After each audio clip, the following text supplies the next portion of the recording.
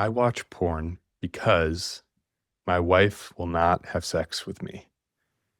This is a statement that we hear in the years of ministry we've done. Josh, I'm coming up on 5 years as a coach here at Regen, and I think you've been with us maybe 25 or more years. So we're coming with 30 years of talking to men and women, but especially men, about these types of questions, these types of statements. Really, I watch porn because my wife won't have sex with me. So Josh and I are going to unpack that. I'm James Craig, Director of Projects and Spiritual Coach at Regen, joined by Josh Glazer, our Executive Director and also a spiritual coach. And so, again, we want to be entering these waters, difficult waters, as pastorally as we can. But Josh, I want to start with this question. How is this statement about sex? And how is this statement actually about something else? Hmm. Man, just throw me a slow pitch to start us out here. How's it about sex? How's it about something else? I'm not entirely sure if you have something in mind with the question, but I'll say this, that I think whenever we're talking about sex, we are always talking about something else. Mm. And I mean that in Wow. two ways. One is that culturally, we've all been drinking really skewed waters about the nature of sex, what sex is, what it means to be sexual, what it means to be sexual with someone else. And so I think all of us are in need of discipleship in the area, discipleship from the Lord in the area of learning how do we manage, how do we walk with, how do we carry our sexual desires, and what is God's heart for the way our sexual relationship with a spouse would look like. And on a basic level, I think an easy way into that is always whenever we're talking about sex, we're actually talking about relationship. So in Mm. the beginning, when God created male and female and they were naked without shame, and the two became one flesh, that's the biblical way of talking about them having sex, but so much more than just two bodies coming together. It really was designed by God to be a communion. And so whenever we're talking about sex culturally, it can often be just kind of this almost like, masturbation with two people. But I think God's heart for sex is it's relational. So we know that people turn to sex in unhealthy ways because of wounds they've experienced relationally, which is, I think, in some ways the kind of the heart's attempt at healing itself, without realizing that it's running to a false kind of relationship. So yeah, so when someone's asking this question, I go to porn because my wife won't have sex with me. You hear in that statement, there's relationship trouble. There's something relationally going Mm. on, and yeah, I'll stop there. So Wow. So this isn't just about the genital act. This isn't just about pleasure. One thing we often come to, Josh, and I first learned this in our Awaken 360 program, sex is about creation. You say it a little differently in the program, but sex is about creation, co-creating with God. It's about connection, connecting with our spouse in this holistic way. Hebrew word yada comes to mind, to know. Like you're saying, it's not just, some translations will actually say, Adam knew his wife and they conceived. Some will say Adam had sex with his wife. But here's the challenge: that Hebrew word is so packed. That idea of mm, of knowing another person is more than just sex, as our post-sexual revolution minds think of it. It's this fullness of intimacy. So it's about sex is about creation. It's about connection. It's also about identity. It's about who we're made to be as male and female. And so I appreciate how you kind of immediately take us back a little bit to say this isn't just about the genital act in marriage, as important as that is, and we want to talk about that today. This is actually about bigger, broader challenges, perhaps, when it comes to connecting with one's and spouse. yeah, absolutely. And I can hear. I mean, even as you're reflecting back some of what we're talking about or where we've started, I can hear some of our listeners say, "Yeah, but hold on, like don't get all deep with on me. Like I am just longing for sex. We're made for sex with our spouses, and it's not happening in my marriage. And so, what am I supposed to do? Or like, where am I supposed to take that? Or, and at least I'm not having an affair. Uh, I mean, I don't know. Maybe you have some other statements that people have made. Like, what's the rationale that somebody would throw into that? Yeah. that statement. Well, part of it, can I go to part of the heart of this, Josh? Comes right out of 1 Corinthians 7. Can I go there? Yeah, This yeah. is a tricky passage. Just going to read it right out of the NIV. Paul says in 1 Corinthians 7, starting at verse 1, now for the matters you wrote about, I guess the Corinthians were writing to Paul about sexual struggles. For the matters you wrote about, it is good for a man not to have sexual relations with a woman. And he's quoting them, I guess. There's a quotation there. Then he goes on to say, but since sexual immorality is occurring, each man should have sexual relations with his wife, and each woman with her own husband. The husband should fulfill his marital duty to his wife, and likewise the wife to her husband. The wife does not have authority over her own body, but yields it to her husband. In the same way, the husband does not have authority over his own body, but yields it to his wife. Do not deprive each other, except perhaps by mutual consent and for a time, so that you may devote yourselves to prayer. Then come, and this is toward the end of the paragraph, then come together again so that Satan will not tempt you because of your lack of self control. I say this as a concession, not as a command. I wish all of you were as I am, but each of you has your own gift from God. One has this gift, another has that. Mm. Such a tricky passage. And the reason I actually wanted to read it, read that paragraph in its fullness, is because this is so often what comes to mind when I'm walking with men who are in marriages that are what you might call a sexless marriage. It's been months or even years sometimes Mm. between times where spouses have had sex. And so they pull from this passage sometimes in a way that can be in a demanding way, like, look, you're disobeying what Paul's saying here. Sometimes it's actually also just like the sadness and grief of like, look, we're made for each other. This is actually a place where Paul says, instead of going to sexual immorality, go to your spouse.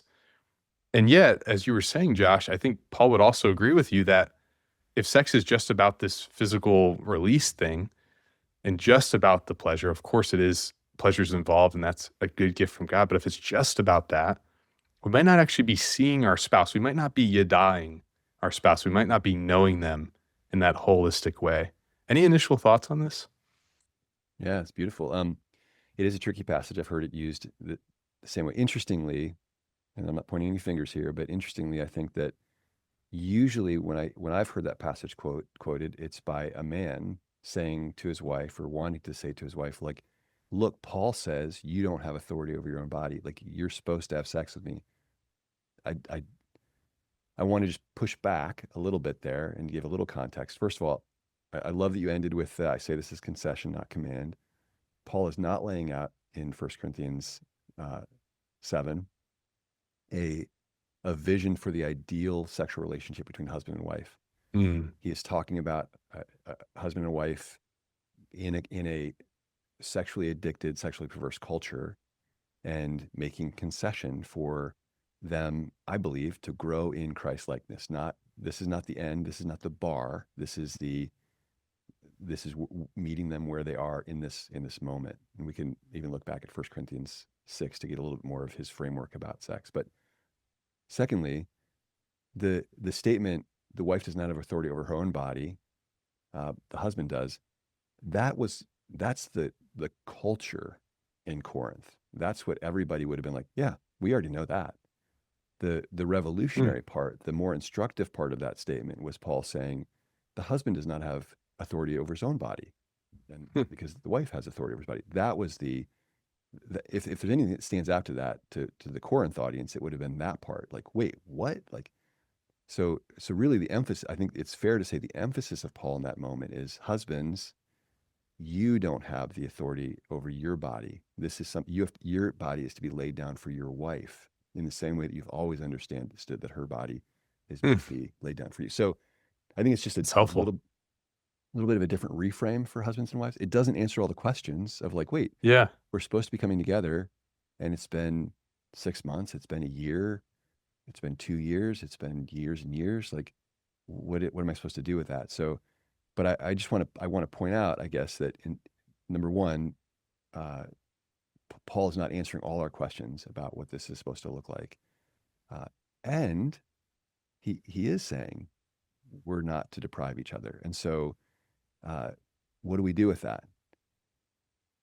What do we do with And interesting is yes. And let me answer that profound question now. that? What's interesting too, Josh, is Paul also says, like, even in his mind, and I think you can almost hear him saying, okay, but the Lord kind of told me otherwise. He's like, I wish that all of you were as I am, single. I Yeah. wish that all, and I'm adding that word single in, but I believe that's Yeah. implied by the That's the context. context. Yep. And so think about that for a second, friends. We do need to talk about the importance of coming together in sex. And if there's barriers, if there's trauma from your past, if there's, and that's often what it is, by the way, there often is trauma. If a wife is like, I'm unwilling to have sex for this amount of time, or a husband, I mean, this can go either way, but we just, again, primary context is men who are struggling with their wives. There could actually be deeper healing. And this could even be an impetus to say, hey, honey, I really actually care about you more than just the pleasure you give me. How do I participate in your healing journey? That actually might be a better approach, because what you're actually saying is, and this is, I'm taking this from the life model, relationship with you matters more than the problem you're causing. Relationships are bigger than problems. Sexless marriage is a really painful problem for many men, but you matter more to me. If there's a place of brokenness, if there's a place of abuse that you've experienced, I actually want to be part of the healing journey with that. So that is actually one of the places I want to invite men. We'll go further with that in just a moment. But Paul says, I wish you were all single. I wish that you guys all had this ability to give it all for the kingdom. Now, thank God that you see Paul wrestling there, because if everyone who's a Christian was single, we'd have no Christian kids. Christianity probably wouldn't be what it is today in that sense, right? I mean, Paul recognized that this is a concession, or rather, Paul recognized that God's like, some people have this gift, some people have that gift. But think about that for a second. Paul, as a Messianic Jew, a Jewish Christian, a Pharisee, had a super clear sense of morality when it came to his sexual passions and desires. What we can surmise from Paul here is he is in a sexless lifestyle. He is in a non-genital union, non-sexual connection with other people lifestyle. And so whether it be because you're single, like Paul or Jesus, whether it be because your wife just had surgery or just had a child, there's actually reasons and seasons that one cannot have sex with their spouse. Again, if you don't have a spouse, there's no spouse to have sex with. But also, even in a emotionally healthy, safe marriage, there are physical reasons at times, like after birth or other situations where one can't have sex. So part of what Josh, I know I'm reading your mind a little here because I've heard this so much from you. Part of what we want to admonish the men to is, what does it look like to become the kind of man who doesn't believe that they need sex? How do we, and that, I mean, that's really what we're all about at Regen, is learning to be people of sexual integrity, integrated sexual lives, whole sexual lives. But that actually might be the more fundamental question. What does it look like to become that kind of man? That's fantastic. I mean, I love, well, okay, let me just acknowledge some people are hearing that and going like, what? No, that's not why I got married. Like, that's not what I want. That's not what God wants for us, is it? We're going to come back to that. But I love that you're pulling in who the author of the statement is. And again, even if, let's see, like, even if the Lord's like, yeah, actually, I want your wife to have sex with you, it does not come by command. Like Paul is like, this is not a command. I'm not giving anybody a command here. Like, and you're not going to help your marriage heal. You're not going to by through force, through command, through coercion, through beating somebody over the head with the spiritual idea of husbands and wives are supposed to have sex together. I think part of what you're bringing up, James, and this would be a good pivot point for us, is the sexlessness of your marriage is a sign of something deeper going on. It itself is not the exclusive problem. It's evidence of a problem. And you gave a couple there. It might be that there's a physical reason why a wife does not want to have sex. There's something painful going on for her. There's something that she's been through physically. that's just the real situation. It could be that there's some issues from her past, even pre-marriage, that have kicked up for her, and that's making sex either emotionally or physically very difficult. It could be something in your marriage that's made it feel like this is not something I want to do.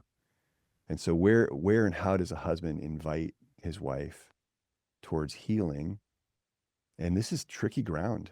I mean, you probably gonna need some help through this, because even your statement earlier, James, of like, hey, I want to see you heal. That's what I'm about here. I'm about you being whole, not just about, quote unquote, getting sex from you or treating you like a sexual outlet. For some wives who've been treated that way, either past or present, that's going to be a hard sell. Like, really, really, you really want my healing? You don't. It sounds like you just want my body. Uh, and I didn't mean to say Mm. that, like, or I wasn't planning on saying that like that, but that is such an important piece right there. Like, in what way do you find in yourself, husbands? Do you find in yourself that you want your wife's body and how her body makes you feel more than the whole of her? Because something else is going on in her heart. Something else might be going on in her neurochemistry that needs attention and care right now. Yeah. And are you willing to embrace the whole of her, quote unquote, embrace the whole of her, including the places that are wounded or hurting or even potentially embittered? Are you willing to walk with her as a whole being right now? And that brings us into the territory of love. So anyway, where would you take Yeah. that, James? Well, one other category is if pornography has become known, right? If you've been found out, which is usually it's often how it happens, that there's a discovery by the wife. It can be easy to get really defensive in those places, to be like, hey, you have not been having sex with me. What else am I supposed to do? I mean, these are real things that men might say. But I want us to recognize for a second. This is a quote out of Unwanted. I'm forgetting the exact page number, but he's actually quoting someone else. Jay Stringer's quoting someone else who says, pornography is pictures of prostitution. Mm. Pornography is pictures of prostitution. And so, yes, on a horizontal plane, if you will, it does make a difference that you are not being physical with someone else. But I'd say probably in God's eyes, the lusts in our hearts, the lust we do on a screen, and the lust we might do with another person are not fundamentally different. They're just different, maybe, I don't know, places on the tree. If the roots are lust and the fruit is ultimately death, wherever you are in that tree, it's still the same tree. It's still a tree that doesn't give life. And so I just want to just recognize that betrayal dynamic for just a moment and say, many who are listening would say, I would never cheat on my wife physically. I'd never see a prostitute. I would never do something like that. But pornography is pictures of prostitution. It really is. I mean, these people are being paid to have sex, and you're watching those pictures.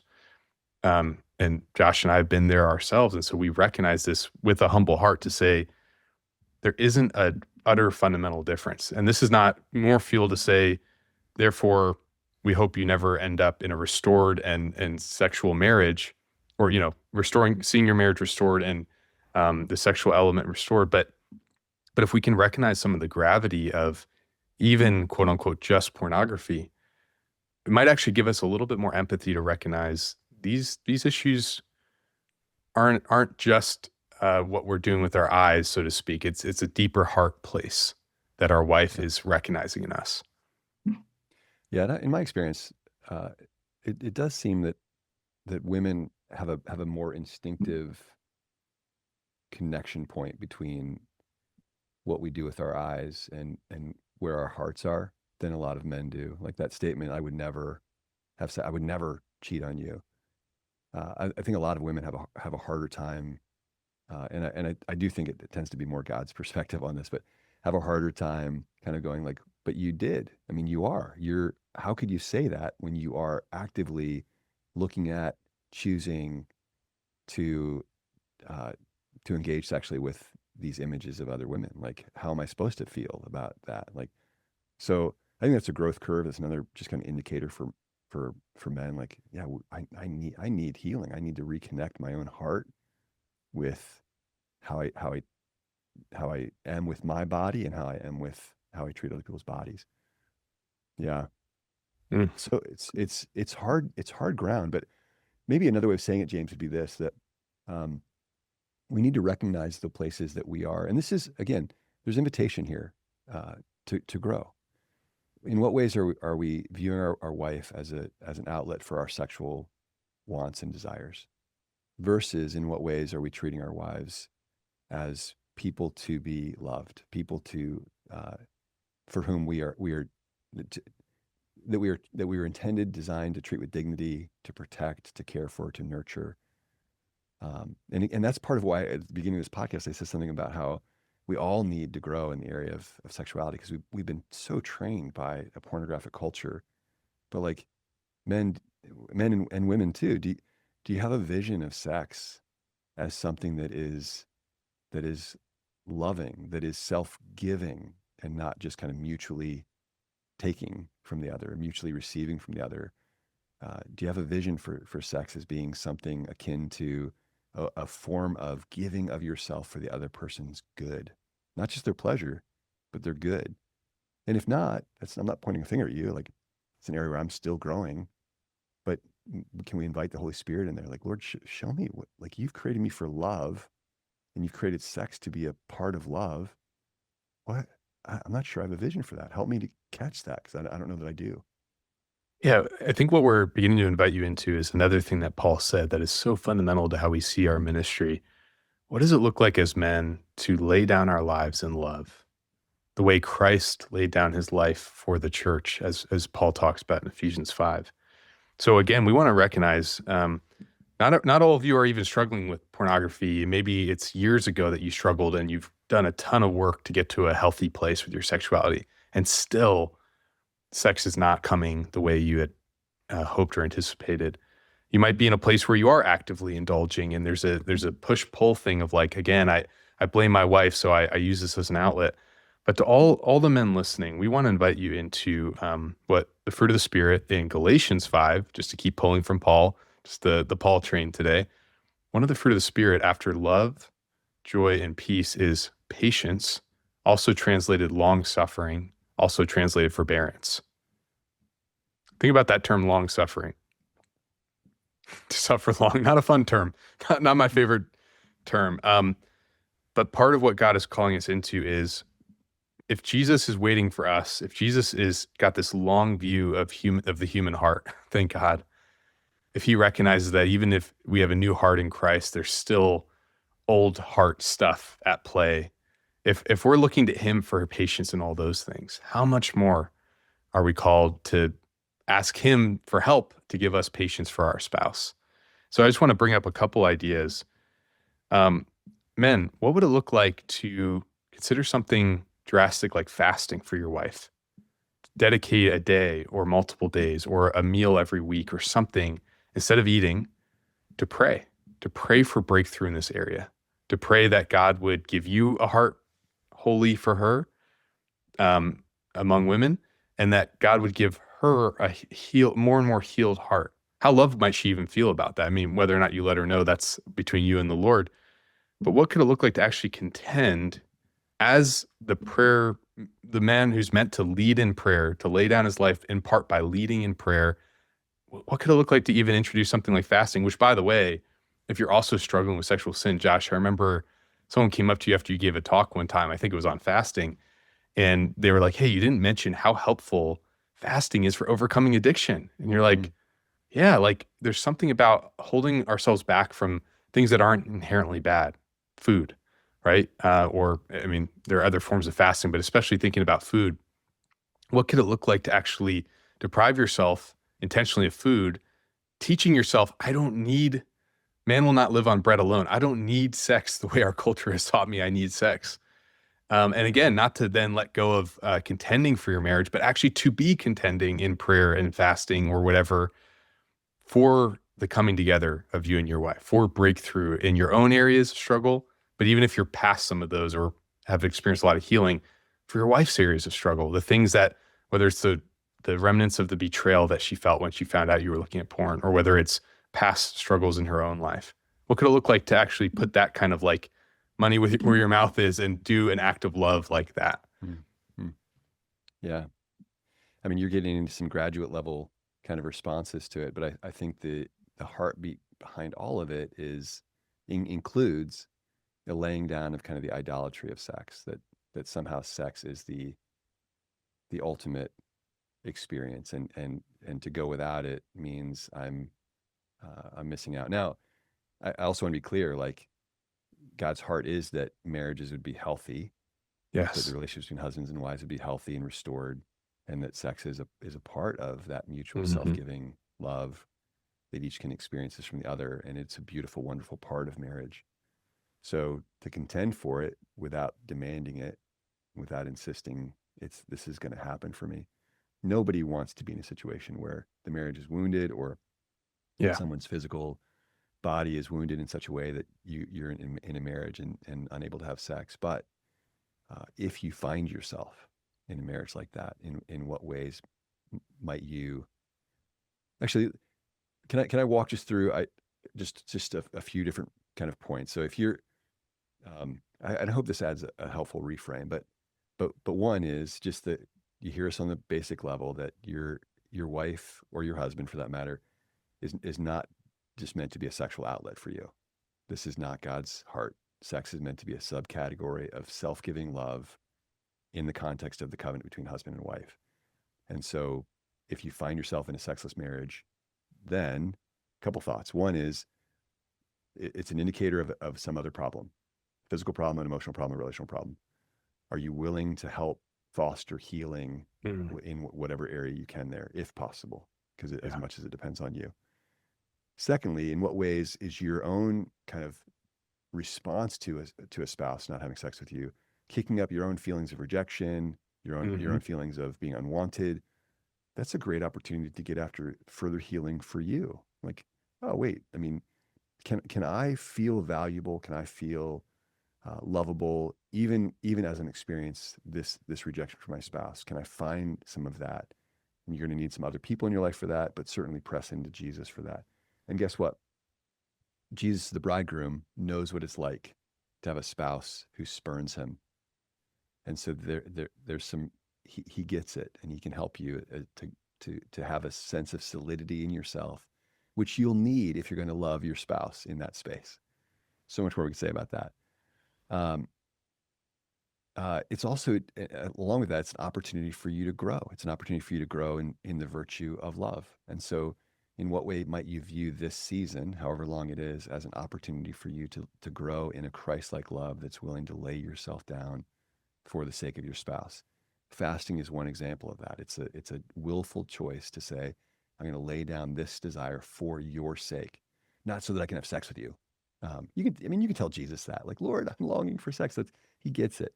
But but would you be willing to contend for her sake, regardless of the outcome, whether it's what you want or not, just to see her have more healing?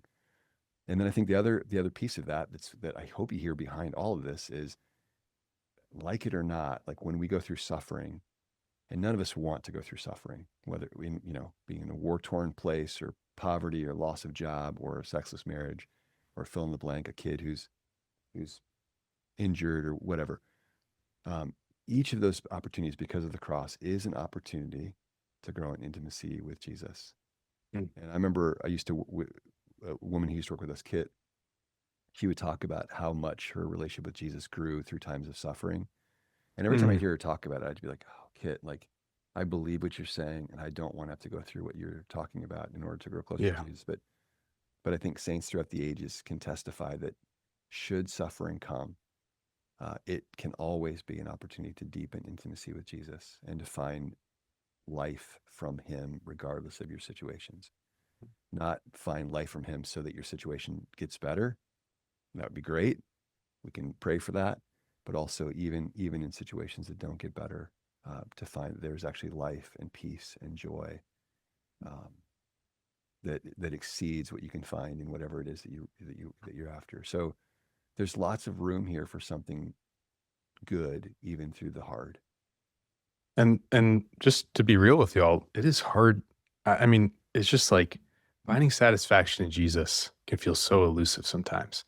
Oh yeah. Moses, in Psalm 90, this is one of the one or two Psalms ascribed to Moses. He has this awesome, just direct prayer to the Lord. Psalm 90:14. Satisfy us each morning with your unfailing love, so we may sing for joy to the end of our lives. So friends, we want to invite you as fellow believers, as fellow followers of Jesus.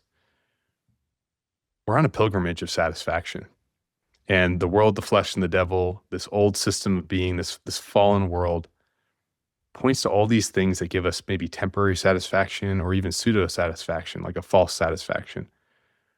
But what we're actually after is being satisfied in Jesus, feasting on the bread from heaven, feasting on his body. And so, Josh, I just want to end with this prayer. This is actually from St. Francis Xavier, one of the first missionaries to Japan. And it's a prayer that I actually prayed this morning. That's probably part of why it's on my mind. Is I love to pray this prayer because, again, it's so honest and direct. But let me just pray this over all of those listening, whether this conversation was directly applicable because you're a husband in the situation, a wife in the situation, or whether you're just listening along, thinking about others in your life. So friends, if you're wrestling with these things, we'd love to walk with you in coaching. And also we have groups once a year, at least we do Restored to More, which is actually a healing group coming up for couples who have been impacted by a husband in particular struggling with sexual sin and the wife being impacted by the betrayal of that. And so things like Restored to More coaching and other things we offer can actually be huge helpful instruments in this journey of growing and being satisfied in Jesus and seeing healing and repair and flourishing in your marriage, including your sexual life with your spouse.